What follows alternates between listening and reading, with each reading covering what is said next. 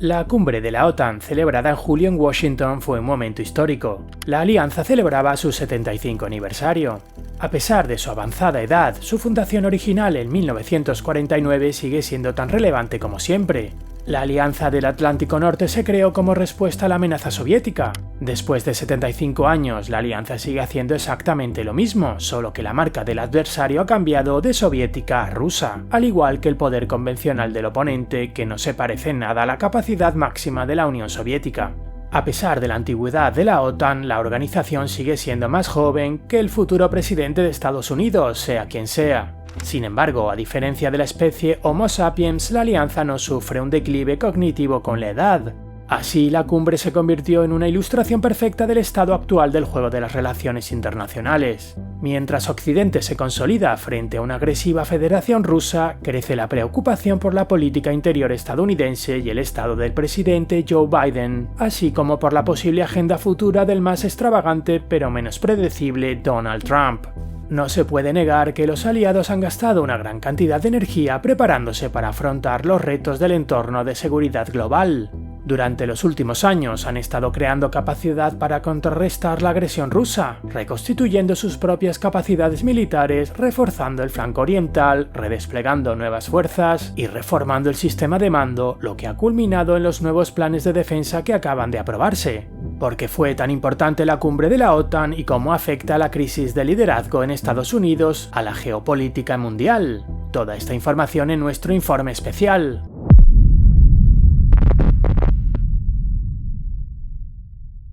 Los titulares de la cumbre estuvieron dominados por otra metedura de pata de Joe Biden, que llamó Putin a Volodymyr Zelensky, y poco después por el intento de asesinato de Trump. Aún así, la cumbre produjo algunas decisiones importantes que por las razones expuestas a menudo se han pasado por alto. En primer lugar, la alianza ha adoptado nuevas medidas para ampliar su base industrial y acercar los recursos almacenados al flanco oriental de la alianza. Se han reforzado las capacidades de defensa con la creación del Centro Integrado de Ciberdefensa de la OTAN y la puesta en servicio de la base de misiles de Rzeszów en Polonia. También se ha avanzado en las capacidades ofensivas. Estados Unidos ha anunciado el despliegue de nuevo potencial de ataque, misiles SM-6, misiles de crucero Tomahawk y nuevas armas hipersónicas en Alemania. Comillas, muéstrame dónde pones tu dinero y te diré tus prioridades, señaló Benedetta Berti, de la Oficina de Planificación de Políticas del Secretario General de la OTAN, añadiendo que los países europeos y Canadá han aumentado su gasto en defensa en casi 600.000 millones de dólares desde que Rusia se apoderó de Crimea en 2014. También se está avanzando en los esfuerzos para reforzar las capacidades de Ucrania. La alianza está asumiendo el papel de coordinar el apoyo a las Fuerzas Armadas ucranianas. Hasta ahora, el Grupo de Contacto para la Defensa de Ucrania, o Grupo Ramstein, dirigido por Estados Unidos, operaba al margen de las estructuras de la alianza. Los aliados han decidido sustituirlo por una nueva estructura, la Asistencia y Adiestramiento en Seguridad de la OTAN para Ucrania, con sede en Wiesbaden, Alemania. Estará dirigida por un general de 3 estrellas que dirigirá un personal de unos 700 efectivos. Además, el recién nombrado alto representante de la OTAN en Kiev ayudará a supervisar la transferencia de ayuda. Pero eso no es todo. Se ha confirmado el desarrollo del Centro de Análisis y Adiestramiento JTEC de Bydgoszcz, que aprovechará la experiencia y los datos analíticos recogidos por las fuerzas ucranianas durante el conflicto. Se espera que el intercambio de información y el adiestramiento conjunto aumenten el nivel de interoperatividad entre las fuerzas de la OTAN y Ucrania. También se han dado una serie de pasos para mejorar las capacidades de producción militar de Ucrania, con especial atención a la munición. Al margen de la cumbre se firmó un acuerdo entre el contratista de defensa norteamericano Northrop Grumman y la ucraniana Ukробonprom para la construcción de una planta de producción de munición en Ucrania. Al mismo tiempo se anunciaron varios paquetes de ayuda, cuyo contenido principal eran precisamente municiones y medidas antiaéreas. Por ejemplo, se prometió la entrega de otras 3 baterías Patriot de Estados Unidos, Alemania y Rumanía, así como docenas de otros sistemas antiaéreos. Pero más importante parece ser el hecho de que los miembros del pacto se hayan comprometido oficialmente a gastar un total de al menos 40.000 millones de euros al año, divididos en proporción al gasto en armamento de cada país. Se trata de un apoyo sólido que no incluye los paquetes individuales de, por ejemplo, los socios asiáticos. En este sentido, Kiev tiene motivos para estar satisfecha. por fin ha visto concretados tanto los mecanismos de cooperación como unas perspectivas financieras casi garantizadas, lo que hace que el próximo año 2025 parezca formalmente asegurado. Se trata de un paso importante hacia la institucionalización de la ayuda. El comunicado de la OTAN también hizo algunas declaraciones definitivas que tienen peso político. Todos los miembros acordaron que la adhesión de Ucrania a la alianza es una perspectiva irreversible y que la alianza nunca aceptará la anexión de territorios ucranianos, incluida Crimea. También quedó claro el papel de Bielorrusia, Irán y China en el apoyo a la agresión rusa. Pekín protestó, pero el hecho es que ha sido reconocido como el principal ayudante de Rusia, poniendo oficialmente en entredicho el posicionamiento de China como pacificador neutral. Así pues, los miembros de la alianza han adoptado oficialmente una postura muy clara. Si el apoyo de la OTAN se agotara o se debilitara significativamente por algún motivo, sería un veredicto sobre Ucrania. Todas estas acciones significan que al ayudar a los ucranianos, la OTAN está poniendo en juego su credibilidad. Si fracasa, será un golpe al que la alianza podría no sobrevivir. Algunos miembros también se están preparando para tal amenaza. Así es como el establecimiento del Pacto Ucrania, una iniciativa política basada en la declaración conjunta del G7 del 12 de julio de 2023, puede interpretarse como un sustituto de la adhesión de Ucrania. Durante la cumbre se firmaron otros acuerdos de seguridad, con lo que el número total de acuerdos asciende a 23. Parece que en las circunstancias actuales esto es lo máximo a lo que puede aspirar Kiev. Lo que nos lleva al meollo de la cuestión. Los participantes en la cumbre deliberaron bajo la alargada sombra de Joe Biden. En muchos debates entre bastidores se especulaba sobre la salud del presidente y cada una de sus apariciones públicas era observada con ansiedad en busca de nuevos signos de debilidad. Y se vieron. Biden cometió una metedura de pata el último día cuando, al invitar al escenario al presidente Volodymyr Zelensky, el presidente estadounidense se refirió a él como presidente Putin. En circunstancias normales, un incidente así se habría pasado por alto. Biden se corrigió rápidamente y lo disimuló con una broma, pero el público no se rió. El desastroso debate electoral con Donald Trump, que tuvo lugar poco más de una semana antes de la reunión de la OTAN, dejó claro que el presidente estadounidense tiene importantes dificultades cognitivas, por decirlo suavemente. Su estado mental y físico se ha deteriorado claramente y cada vez se habla más de una demencia progresiva. La torpeza del presidente ha pasado de episódica a permanente en los últimos años, lo que no es de extrañar en un hombre de más de 80 años que ha estado expuesto a las tensiones y presiones del líder de la mayor superpotencia del mundo. Para muchos más jóvenes que él, semejante carga podría estar por encima de sus fuerzas, pero a pesar de los crecientes llamamientos dentro del Partido Demócrata para que se retire de la carrera, Biden sigue confiando en que tiene posibilidades de ganar las elecciones en noviembre, pero parece estar solo en esta opinión. Mientras tanto, justo después de la cumbre de la OTAN, toda América contuvo la respiración cuando Thomas Matthew Crooks estuvo a punto de matar a Donald Trump. El intento fallido de asesinato, del que Trump escapó solo con un rasguño, no ha hecho sino reforzar la posición del candidato republicano de cara a las próximas elecciones.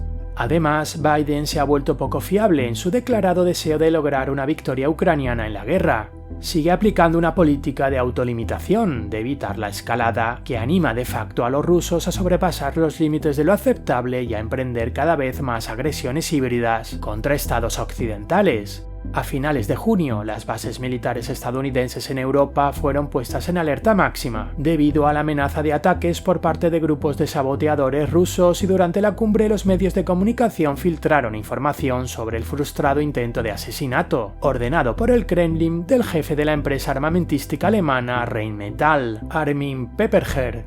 Incluso en el propio comunicado de la cumbre, la OTAN se refiere explícitamente a la amenaza de ataques híbridos, sabotajes de infraestructuras críticas, incluidos los cables submarinos de telecomunicaciones. A pesar de ello, no hay signos visibles de que Occidente esté contraatacando activamente con una respuesta simétrica a los ataques o una clara transferencia de costes al territorio enemigo.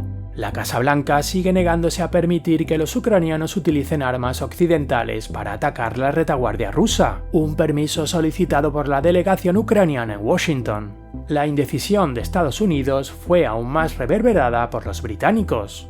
El primer día de la cumbre, tanto el presidente Zelensky como los medios de comunicación occidentales informaron que el nuevo primer ministro británico Keir Starmer había aceptado atacar instalaciones de la Federación Rusa con misiles británicos Storm Shadow. Sin embargo, tras la cumbre, estas afirmaciones fueron desmentidas por el ministro de Defensa británico.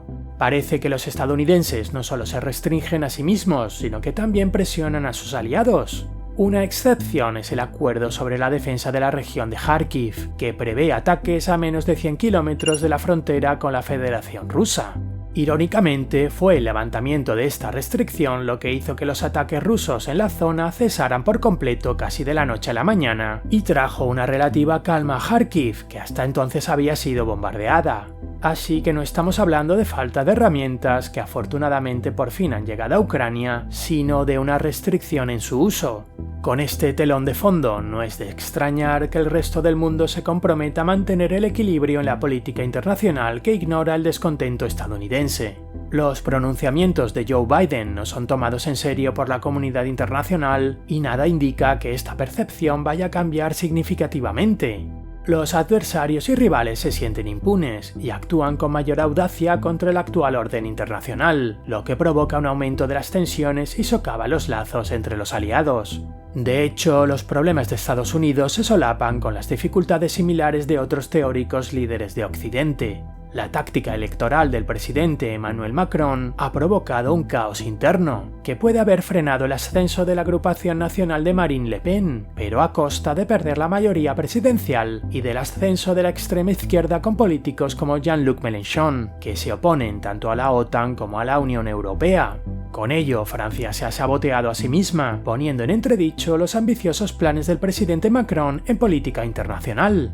La situación no es mejor en Alemania, donde la tambaleante coalición de gobierno se prepara para perder el poder en las elecciones generales del próximo año. El canciller Olaf Scholz sigue siendo un político débil, incapaz de acercarse a los líderes occidentales, y las arcas federales brillan vacías, incapaces de rearmar a un ejército menguante. Mientras tanto, el Reino Unido sigue preocupado por los cambios en su política interior tras la derrota electoral de los conservadores después de 14 años en el poder, y es incapaz de ejercer un liderazgo occidental. Y cuando faltan líderes fuertes, todo el mundo empieza a actuar por su cuenta. Una ilustración perfecta de esta situación es cómo, justo antes de la cumbre de la OTAN, Viktor Orbán viajó por el mundo como mensajero autoproclamado. De Ucrania a Rusia, luego a China y a Estados Unidos, donde mantuvo una reunión informal con Donald Trump.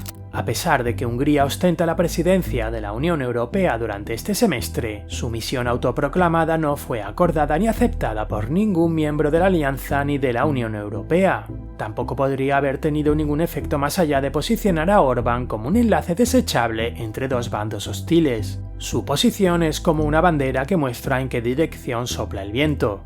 En cambio, el primer ministro Narendra Modi visitó a Vladimir Putin en Moscú el día en que las fuerzas rusas bombardearon un hospital infantil en Kiev.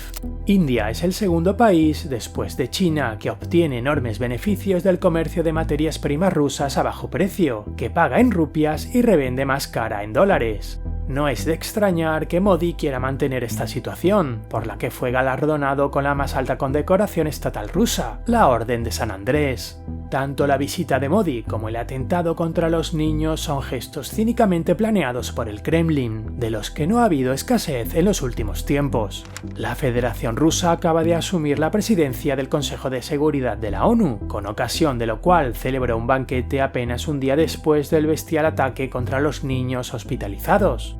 El plato servido se llamaba Pollo Kiev. Putin quiere demostrar que haga lo que haga, cometa los crímenes que cometa, no habrá consecuencias. Del mismo modo, el primer ministro Modi no tiene por qué temerles a ellos ni a nadie que rompa el aislamiento de Rusia, comprometiéndose con ella. Este es otro paso hacia el debilitamiento de Occidente. El objetivo final es lograr un alto el fuego en sus términos, no en los de Occidente ni en los de Ucrania para el caso. Independientemente de lo que digan el propio Joe Biden y su entorno, el mundo ya no cree que vaya a ganar y empieza a posicionarse para la esperada investidura de Donald Trump tras las elecciones de noviembre. El Kremlin ve en ello su gran oportunidad para una solución favorable de la guerra en curso. Vladimir Putin está poniendo buena cara y utilizando toda la maquinaria propagandística para convencer al mundo de que Rusia va bien, tanto económicamente como militarmente, a pesar de los hechos y datos evidentes. Los viejos tanques rusos T-62 aparecen cada vez más en la línea del frente y faltan hombres y municiones para llevar a cabo grandes operaciones ofensivas. Con pérdidas récord, las ganancias territoriales rusas siguen siendo mínimas, a una escala que no puede conducir a un gran avance en el frente. Por ahora, el acceso a productos intermedios y componentes y la capacidad de exportar materias primas, afectada por las sanciones, bastan para mantener a flote al Kremlin, pero la situación no deja de deteriorarse. Para los rusos, un alto el fuego o una congelación del conflicto es una necesidad absoluta.